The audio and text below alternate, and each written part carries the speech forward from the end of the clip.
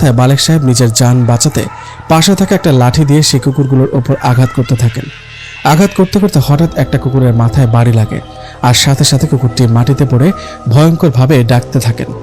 এদিকে বাকি কুকুরগুলো হঠাৎ করে পাশে থাকা ঝোপের আড়ালে চলে যান। এ দেখে মালেক সাহেব সেখানে আর দেরি না করে তাড়াতাড়ি বাড়িতে চলে আসেন। বাড়িতে আসার পর তার সাথে আর কোনো ঘটনা ঘটেনি। এদিকে রাতে ঘটে যাওয়া ঘটনা মালেক সাহেব তার বাড়ির কাউকে বলেনি। এই ঘটনার ঠিক 3 দিন পর মালেক সাহেব হঠাৎ করে নিখোঁজ হয়ে যান। কোথায় গেছে কেউ জানে না। তার পরিবারের লোকজন সব জায়গায় খোঁজেন, কোথাও পান না। এমনকি মাইকিংও করা হয় আশেপাশে এলাকায়, তবুও তার কোনো খোঁজ পান না। এমন অবস্থায় মালেক সাহেবের পরিবার একজন হুজুরের কাছে যান বিষয়টা ভুতুরে কিনা জানতে। হুজুরের কাছে যাবার পর হুজুর মালেক সাহেবের স্ত্রী ও সন্তানদের একটা ভয়ঙ্কর কথা বলে। হুজুর বলে মালেক সাহেব বেঁচে আছেন, কিন্তু জিনেরা তাকে তাদের রাজ্যে বন্দী করে রেখেছে। হুজুরের মুখে কথাটা শুনে মালেক সাহেবের স্ত্রী ও সন্তানেরা অবাক হয়ে জিজ্ঞেস করেন, কেন হঠাৎ জিনেরা ওনাকে কেন ওনাদের রাজ্যের বন্দী করে রেখেছে? তখন হুজুর বলেন, আসলে আমি এই বিষয়ে তেমন কিছু বলতে পারবো না, কারণ মালেক সাহেবকে যে জিনেরা ধরে নিয়ে গেছে ওরা অনেক শক্তিশালী। আমি এই বিষয়ে কিছু করতে পারবো না ঠিকই, কিন্তু আমি আপনাদের একজন বড় হুজুরের ঠিকানা দিই। উনি আমার ওস্তাদ হুজুর, উনার কাছে যান, আপনাদের উনি সাহায্য করতে পারবে। হুজুরের কথা শুনে মালেক সাহেবের স্ত্রী সন্তানেরা বড় হুজুরের ঠিকানা নিয়ে সেখানে চলে যান। সেখানে যাবার পর মালেক সাহেবের স্ত্রী বড় হুজুরকে সব ঘটনা খুলে বলেন। হুজুর সব ঘটনা শুনে ওদের বলেন, ঠিক আছে, আমি এই বিষয়টা দেখব। তার আগে জানতে হবে আসল ঘটনা কি, মালেক সাহেবকে কেন জেনেরা ধরে নিয়ে গেল। আপনারা কালকে আবার আমার কাছে আসবেন। আজ রাতে আমি আমার সাথে থাকা জিনদের মাধ্যমে জানব আসল ঘটনা কি মালেক সাহেবের বিষয়ে। কাল আসবেন, আশা করি সবটা জানতে পারবেন। যাই হোক, বড় হুজুরের কাছে কথাগুলো শুনে ওনারা সবাই চলে যায়। কথা মতো পরের দিন আবার হুজুরের কাছে আসেন। হুজুরের কাছে আসতেই হুজুর খুব অবাক করা ভয়ঙ্কর একটা তথ্য দেন। হুজুর মালেক সাহেবের স্ত্রী ও সন্তানকে বলেন, আপনাদের গ্রামে যে তালগাছ আছে সেই তালগাছের পাশ দিয়ে মালেক সাহেব একদিন রাতের বেলা ফিরছিলেন। তখন মালেক সাহেবের সাথে কয়েকটা মাছ ছিল। সেই মাছ দেখে সেই তালগাছে থাকা ভয়ঙ্কর কয়েকটা পিশাচ জিন মালেক সাহেবকে বলেন মাছগুলো দিয়ে যেতে, কিন্তু মালেক সাহেব মাছগুলো দিতে চান না। তাই সেই জিনগুলো কুকুরের রূপ নিয়ে মালেক সাহেবের ওপর আক্রমণ করার চেষ্টা করে। ঠিক তখনই ভয়ে ও জীবন বাঁচাতে মালেক সাহেব লাঠি নিয়ে সেই কুকুররূপী জিনগুলোকে মারতে থাকে। মারতে থাকার এক পর্যায়ে একটা কুকুররূপী জিনের মাথায় আঘাত লাগে আর সে মারা যায়। সে জিনটা মারা যাওয়ায় তার সাথে থাকা বন্ধু জিনেরা মালেক সাহেবকে ধরে নিয়ে তাদের রাজ্যে বন্দী করে রাখেন। হুজুরের মুখে কথাগুলো শুনে মালেক সাহেবের স্ত্রী বলেন, হুজুর, তাহলে এখন উপায় কি? আমার স্বামীকে কিভাবে ফিরে পাবো? আপনি একটা ব্যবস্থা করুন। এই বলে উনি কান্না করতে থাকেন। মালেক সাহেবের কান্না দেখে বড় হুজুর বলেন, আপনি কান্না করবেন না, আমি সব রকম চেষ্টা করছি। আগামীকাল আমি জিনদের রাজ্যে যাব, সেখানে কালকে মালেক সাহেবের বিচার হবে। মালেক সাহেবের বিচার করবে জিনদের মেন সর্দার।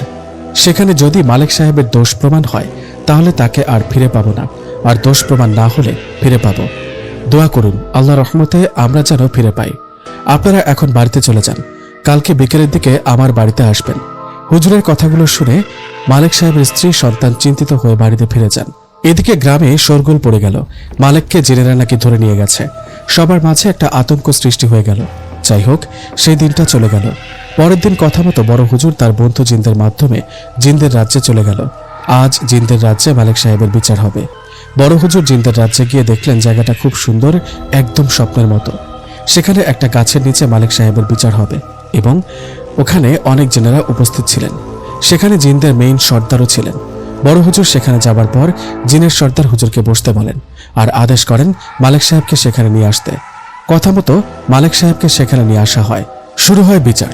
জিনের সর্দার ওখানে থাকা জিনদের জিজ্ঞেস করে, এখন বলো মালেককে কেন ধরে নিয়ে আসছো? সর্দারের কথা শুনে জিনগুলো বলে, সর্দার, আমরা কয়েকজন মানুষদের রাজ্যে একটা তালগাছে থাকি। এই যে মালেক সাহেব আমাদের একজন জিন বন্ধুকে আঘাত করে মেরে ফেলেছে, তাই আমরা তাকে ধরে নিয়ে আসছি। এখন আপনি ওর বিচার করুন। জিনদের কথা শেষ হতে বড় হুজুর জিনের সর্দারকে বলেন, সর্দার, আমার কিছু কথা ছিল, কথাগুলো শুনলে বুঝবেন আসলে দোষটা কার। এই বলে বড় হুজুর জিনদের সর্দারকে বলেন, এই যে মালেক সাহেব, উনি একজন মাছ ব্যবসায়ী। একদিন মাছ বিক্রি করে সাথে কয়েকটা মাছ নিয়ে রাতের বেলা একা একা বাড়ি ফিরছিলেন। ঠিক তখন ওই তাল গাছে থাকা জিনেরা মালেক সাহেবের কাছ থেকে মাছ চেয়ে বসেন। এদিকে মালেক সাহেব মাছ দিতে রাজি হননি বলে জিনগুলো কুকুরের রূপ নিয়ে মালেক সাহেবের উপর আক্রমণ করে। ঠিক তখনই জীবন বাঁচাতে মালেক সাহেব লাঠি দিয়ে আঘাত করে। মালেক সাহেব কিন্তু ইচ্ছা করে মারেনি। বড় হুজুরের মুখে কথাগুলো শুনে জিনের সর্দার সেখানে থাকা জিনগুলোকে জিজ্ঞেস করলেন, এসব কি সত্যি? তখন জিনেরা বলে, হ্যাঁ সর্দার, কথাগুলো সত্যি, কিন্তু মালেক সাহেব মাছগুলো দিলে তো আমরা কিছু করতাম না, তাই না? জিনদের মুখে কথাগুলো শুনে জিনের সর্দার ধমক দিয়ে বলেন, চুপ করো, এটা একদমই ঠিক না। উনি মাছ ব্যবসায়ী, উনি কেন তোমাদের মাছ দেবে? সবাই শোনো, মালেক সাহেবের কোনো দোষ নেই, ওনাকে ছেড়ে দেওয়া হোক, আর হুজুর ও মালেক সাহেবকে তাদের বাড়িতে পৌঁছে দেওয়া হোক। আজকের বিচার এখানেই শেষ। এই বলে জিনের সর্দার চলে যান, আর কথা মতো বড় হুজুর ও মালেক সাহেবকে জিনেরা তাদের গ্রামে রেখে যান। গ্রামে রেখে যাওয়ার পর বড় হুজুর মালেক সাহেবকে নিয়ে তার বাড়িতে চলে আসেন। এদিকে মালেক সাহেবের স্ত্রী সন্তানেরা হুজুরের বাড়িতে অপেক্ষা করছিল। মালেক সাহেব বাড়িতে আসতেই তার স্ত্রী সন্তানেরা কান্না করতে থাকে। এদিকে মালেক সাহেবও কান্না করতে থাকে। মালেক সাহেব ফিরে আসছেন জিনদের রাজ্য থেকে। এই খবর গ্রামের সবার মাঝে ছড়িয়ে পড়েছে। সবাই আসছে মালেক সাহেবকে দেখতে। সবাই এসে মালেক সাহেবের মুখ থেকে সব ঘটনা শোনে। সবাই এটাও শোনে সেই তালগাছে কয়েকটা জিন বসবাস করে। এদিকে সেই তালগাছের মালিক উনিও এই ঘটনা শোনেন আর চিন্তা করেন তালগাছটা কেটে ফেলবেন। কথা মতো গাছের মালিক দুইজন লোক ঠিক করেন। সেই লোক দুটো গাছের কাছে আসেন আর কাজ শুরু করেন। সেই লোক দুটো যখনই তাল গাছটা কাটতে যাবেন ঠিক তখনই দুজনের মধ্য থেকে হঠাৎ করে একজন অসুস্থ হয়ে যান। তার মাথা ঘুরতে থাকে। একজন অসুস্থ আর একজন তো ভালো ছিল। সেই লোকটা যখনই কুড়াল দিয়ে তাল গাছে একটা আঘাত করছে ঠিক তখনই গাছ থেকে রক্ত বেরোতে থাকে। এই দৃশ্য দেখে গাছ কাটতে আসা দুইজনে ও গাছের মালিক অনেক ভয় পেয়ে যান। তারা ভয়ে সেখান থেকে চলে যান। সেদিন দিনের বেলা আর কোনো ঘটনা না ঘটলেও সে রাতে গাছের মালিকের সাথে একটা ভয়ঙ্কর ঘটনা ঘটে। সে রাতে হঠাৎ ওনার ঘুম ভেঙে যায়।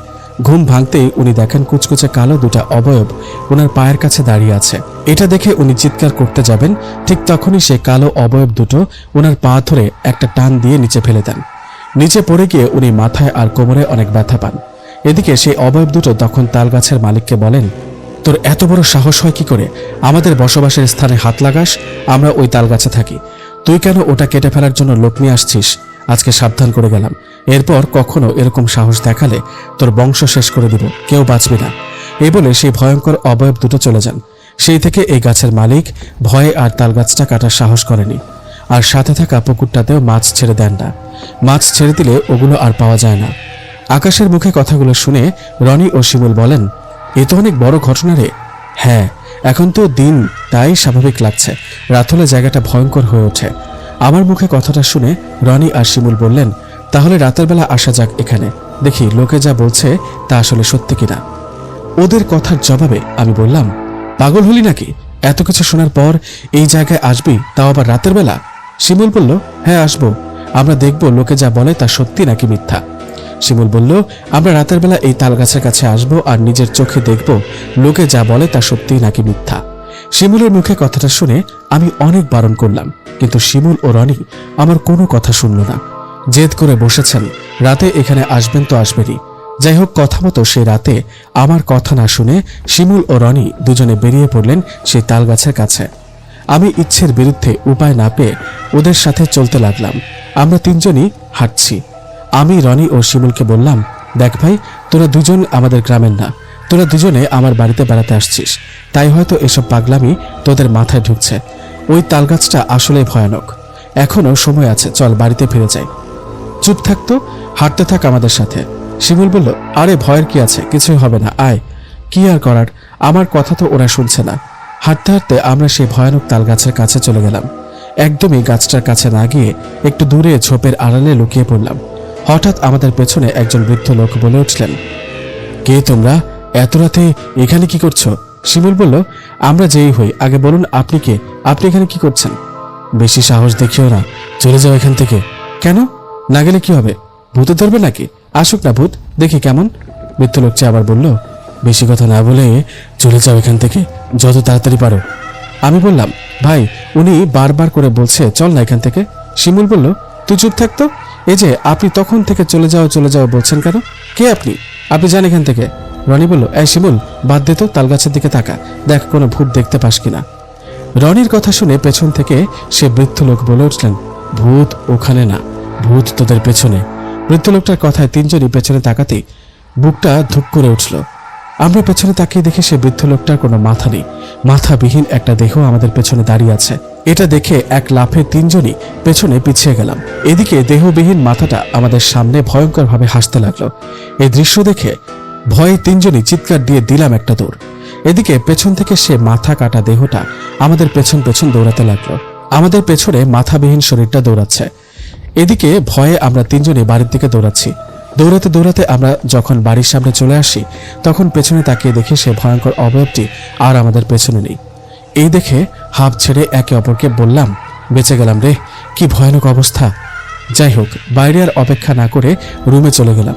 রাতে ভয়ে আর ঘুমাতে পারি না, কারণ বাইরে থেকে মনে হচ্ছে কেউ ঢিল মারছে আমাদের রুমের দিকে। মনে হচ্ছে রুমের বাইরে কেউ হাঁটাচলা করছে।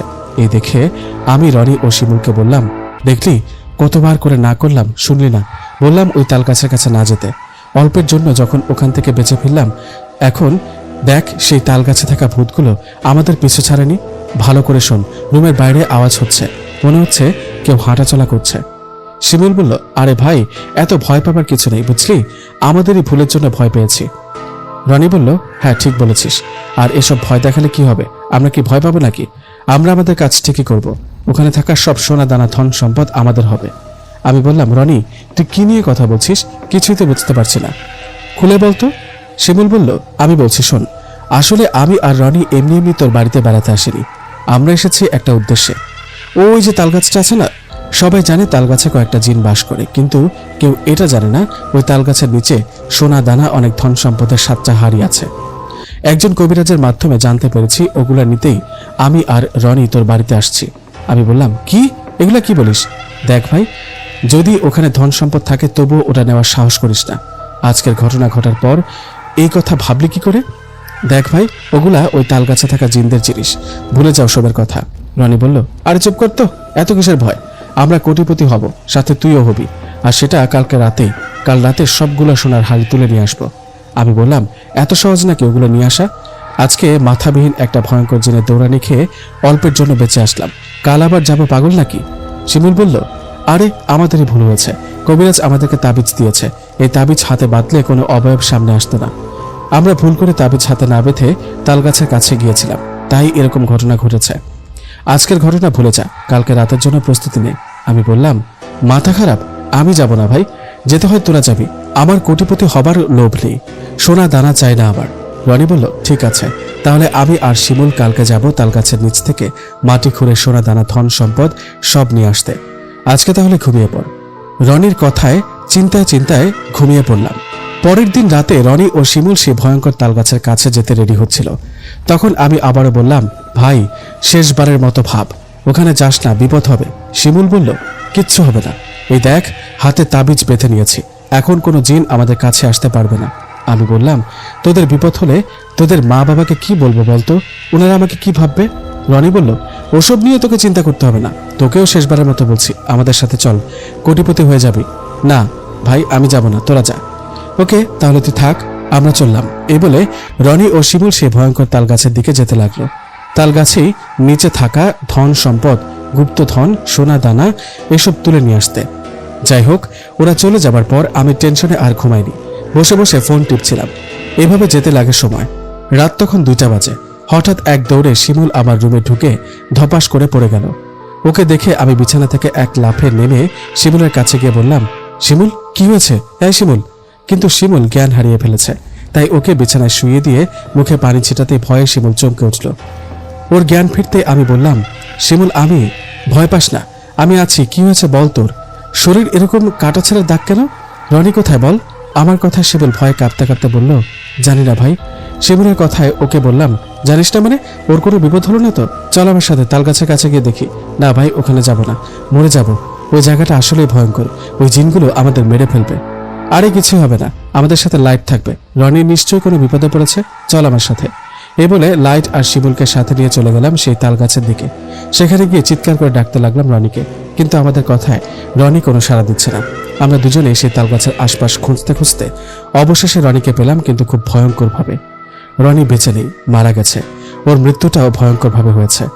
ওকে যখন খুঁজে পেলাম তখন আমি আর শিমুল দেখলাম রনিকে কে জানি উল্টো করে মাটিতে পুঁতে রেখেছে, মানে ওর মাথাটা পুরোটা মাটির নিচে ঢুকানো। এই দৃশ্য দেখে শিমুল আর আমি চিৎকার করতে করতে রনিকে উদ্ধার করি আর বাড়িতে নিয়ে যাই। এই ঘটনার পরের দিন সবাই এই ভয়ঙ্কর ঘটনাটা জানতে পারে। আমি আর শিমুল সবাইকে বলি রনি রাতের বেলা ওই তালগাছের কাছে মজার ছলে ভূত দেখতে গিয়েছিল, তাই এরকম হয়েছে। যাই হোক, রনির মৃত্যুর 2 দিন পর আমি শিমুলের সাথে দেখা করি আর শিমুলকে বলি, শিমুল শোন, তোর সাথে কথা আছে। শিমুল বলল, জানি, কি বলবি? সে রাতে আমার আর রনির সাথে কি ঘটেছে সেটা জানবি তো? হ্যাঁ, সেটাই বল, সে রাতে তোদের সাথে কি ঘটেছে? শিমুল বলল, অনেক ভয়ঙ্কর ঘটনা ঘটেছে ভাই, বলতে গেলে গা শিউরে ওঠে। রনিকে ওই জিনগুলোই মেরেছে। হ্যাঁ, সেটা আমি জানি, তুই বল তোদের সাথে কি কি ঘটেছে। ওকে শোন। শিমুল আমাকে বলল, তাহলে শোন। সে রাতে আমার আর রনির সাথে যা যা ঘটেছিল। আমরা দুজনেই তোর কাছ থেকে বিদায় নিয়ে সেই তালগাছের দিকে যেতে থাকি। নিঝুম রাত, রাস্তায় কেউ ছিল না। আমি আর রনি হাঁটছি। হঠাৎ কে জানি আমাদের পেছন থেকে বলে ওঠে, ফিরে যা, ওদিকে যাবি না, ভালোই ভালোই বলছি, ফিরে যা। ওই কথাগুলো শুনে আমি আর রনি থেমে যাইনি। আমরা জানি সেই তালগাছে থাকা দুষ্টু জিন আমাদের নানাভাবে ভয় দেখানোর চেষ্টা করবে। আমরা পেছনে না তাকিয়ে সামনের দিকে হাঁটতে থাকি। হাঁটতে হাঁটতে একসময় সেই তালগাছের কাছে চলে যায়। সেখানে গিয়ে রনি আর আমি দুজনের দিকে তাকিয়ে কাজ শুরু করি। আমাদের সাথে কোদাল ও মাটি খোঁড়ার যন্ত্র ছিল, সেগুলো দিয়ে আমরা সেই তালগাছের গোড়ায় কোপ দিয়েছি। ঠিক তখনই আবারও পেছন থেকে আওয়াজ ভেসে আসে, খবরদার, এই ভুল করবি না, চলে যা এখান থেকে। আবারও সেই আওয়াজ শুনে আমরা দুজন ভয় না পেয়ে তালগাছের গোড়ায় মাটি খুঁড়তে থাকি। আমাদের একটা লোভ ছিল, তালগাছের গোড়ায় মাটি খুঁড়ে গুপ্তধন, সোনা দানা যা আছে সব বের করে নিব। এসবের লোভে আশপাশ কান না দিয়ে মাটি খুঁড়তে থাকি। হঠাৎ পাশের ঝোপ থেকে 2-3টা মাথা কাটা অবয়ব আমাদের দিকে এগিয়ে আসতে থাকে। এই দৃশ্য দেখে আমি ও রনি দুজনের কাছাকাছি দাঁড়িয়ে পড়ি। ঠিক তখনই সে মাথা কাটা অবয়বগুলো আমাদের বলে, তোদের সাহস তো কম না, আমাদের এখানে এসে আমাদের জিনিসের প্রতি লোভ করিস, তোদের তো আজ রক্ষে নেই। সেই অবয়বগুলোর কথায় যে কেউ হয়তো ভয় পাবে, কিন্তু আমরা ভয় পাইনি। কেন জানিস? কেন? এই দৃশ্য দেখে তো সবাই ভয় পাবে, তোরা ভয় পাসনি কেন? কারণ আমাদেরকে কবিরাজ বলেছিল এসব জিন আমাদের নানাভাবে ভয় দেখাবে, আর যতক্ষণ সেই তাবিজ হাতে বাঁধা থাকবে ততক্ষণ কোনো জিন আমাদের কিচ্ছু করতে পারবে না, কাছেও আসতে পারবে না। তাই নাকি? তারপর কি হলো বল? আমি ও রনি দাঁড়িয়ে আছি, ওদিকে 3-4টা অবয়ব আমাদের পেছনে দাঁড়িয়ে প্রতিনিয়ত আমাদের ভয় দেখাচ্ছে। আমরা দুজনে ভয় না পেয়ে আবারও মাটি খুঁড়তে থাকি। মাটি খুঁড়তে খুঁড়তে একসময় সেখানে থাকা সোনার একটা হাড়ি দেখতে পাই। ওটা দেখে যেই না আমি আর রনি ধরতে যাব, ঠিক তখনই চারিদিকে হঠাৎ করে ঝড় শুরু হলো। মনে হলো এই বুঝি সবকিছু উড়ে যাবে। এরকম অবস্থা দেখে আমি ও রনি দুজনকে জড়িয়ে ধরি। এভাবে কিছুক্ষণ ঝড় হবার পর হঠাৎ থেমে গেল। আমরা দুজন খেয়াল করলাম আমাদের হাতে থাকা তাবিজ 2টা একা একাই খুলে মাটিতে পড়ল। এদিকে ঠিক তখনই আমাদের চারিদিকে ভয়ঙ্কর সব অবয়ব আমাদের দিকে এগিয়ে আসতে শুরু করলো। এটা দেখে রনি আর আমি দুজনকে বললাম, অবস্থা তো খারাপ, পালা এখান থেকে।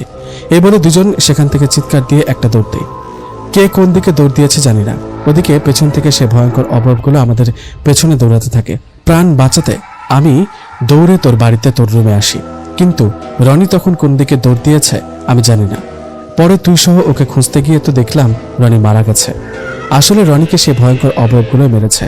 ভাই, ওই তালগাছে থাকা জিনগুলো আসলে অনেক শক্তিশালী আর ভয়ঙ্কর।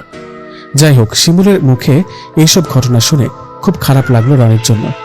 এই ঘটনার পর আমি আর শিমুল ভেবেছি আর কিছু ঘটবে না, কিন্তু আমাদের ধারণা ভুল। কারণ এই ঘটনা 2 দিন পর শিমুলের সাথে একটা ভয়ঙ্কর ঘটনা ঘটে। শিমুল বন্ধুদের সাথে পুকুরে গোসল করছিল। গোসল করার সময় হঠাৎ শিমুল খেয়াল করেন পানির নিচ থেকে কে যেন ওর পা টেনে ধরেছে।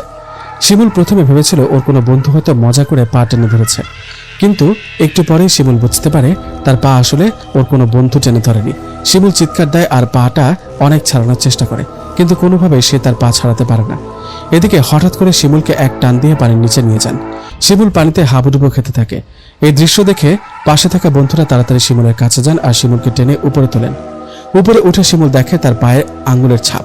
মনে হচ্ছে কে যেন শক্ত করে পা টেনে ধরেছে। যাই হোক, শিমুল উপরে উঠে বাড়িতে চলে আসে। এই ঘটনার পর আরও শিমুলের সাথে অনেক ভয়ের ঘটনা ঘটে। এইরকম ভয়ের ঘটনা থেকে বাঁচতে শিমুল তার বাড়িতে সব ঘটনা খুলে বলে। শিমুলের মুখে এসব শুনে তার পরিবার ও গ্রামের কয়েকজন মিলে একজন বড় হুজুরের কাছে যান। হুজুরের কাছে যাবার পর শিমুল ও আমি সব ঘটনা হুজুরকে খুলে বলি। হুজুর সব ঘটনা শুনে আমাদের গ্রামে আসেন। গ্রামে আসার পর হুজুর শিমুলের ওপর সেই তালগাছে থাকা জিনগুলোকে হাজির করেন। জিন শিমুলের শরীরে হাজির হয়ে রেগে হুজুরকে বলতে থাকেন, তোর এত বড় সাহস, তুই জানিস আমরা কারা? আমাদেরকে হাজির করেছিস কেন? জিনগুলোর কথা শুনে হুজুর বলেন, তোমরা রনি নামে একটা ছেলেকে মেরেছ, আবার শিমুলের পিছু ছাড়ছ না কেন? ওরা না বুঝে ভুল করেছে, শিমুলকে ছেড়ে দাও। জিনগুলো বলল, না, শিমুলকে ছাড়বো না। ওকে তো সেই রাতে মেরে ফেলতাম, ভাগ্য ভালো যে বেঁচে গেছে, কিন্তু রনি বাঁচতে পারেনি, ওকে মেরে ফেলেছি। হুজুর বলল, রনিকে মেরেছ, শিমুলকে কিছু করবে না, ছেড়ে দাও। তাছাড়াও তোমাদের নামে আরো বিচার আছে, তোমরা তালগাছে থাকো, সেজন্য ওই তালগাছের পাশ দিয়ে গ্রামের কেউ চলাফেরা করতে পারে না। রাত হলে তো ভয়ে ওদিকে কেউ যায় না। এছাড়াও তালগাছের পাশে পুকুরের মাছ চাষ করতে পারে না। এগুলোর জন্য তোমরা দায়ী, তোমাদের এগুলো বন্ধ করতে হবে। জিনগুলো বলল, হুজুর তুই আমাদের ভয় দেখাচ্ছিস? ভয় পাচ্ছি না, আমাদের পিছনে লাগিস না, তাহলে সমস্যায় পড়বি। হুজুর বলল, তোরা বেঁচে থাকলে তো আমার সমস্যা করবি, আমার বিষয়ে একটু খোঁজ নিয়ে দেখ, আমার কথা শোন, নইলে বোতলে বন্দি করে মেরে ফেলবো। ওকে বল কি করতে হবে আমাদের। তোরা রনিকে মেরে ফেলেছিস, শিমুলকে ছেড়ে দিবি, আর তাল গাছে থাকতে হয় থাকবি, ভালো কথা। গ্রামের কোনো মানুষকে ভয় দেখাতে পারবি না, কোনো ক্ষতি করতে পারবি না, হোক সেটা দিনে বা রাতে। জিনগুলো বলল, ওকে ঠিক আছে, আমরা শর্তে রাজি। আপনিও সবাইকে বলে দিবেন রনি আর শিমুলের মতো কেউ যেন আমাদের সম্পদের উপর হাত না বাড়ায়, তাহলে মেরে ফেলবো। ঠিক আছে, এখন চলে যাও। হুজুরের কথায় জিনগুলো চলে গেল। এই ঘটনার পর থেকে শিমুলের সাথে কোনো ভয়ঙ্কর ঘটনা ঘটেনি, কিন্তু রনির কথা মনে হলে আজও খারাপ লাগে। গল্পটা আপনাদের কাছে কেমন লাগলো অবশ্যই জানাবেন, আর নতুন নতুন গল্প শুনতে চ্যানেলটি সাবস্ক্রাইব করে রাখুন। ধন্যবাদ সবাইকে।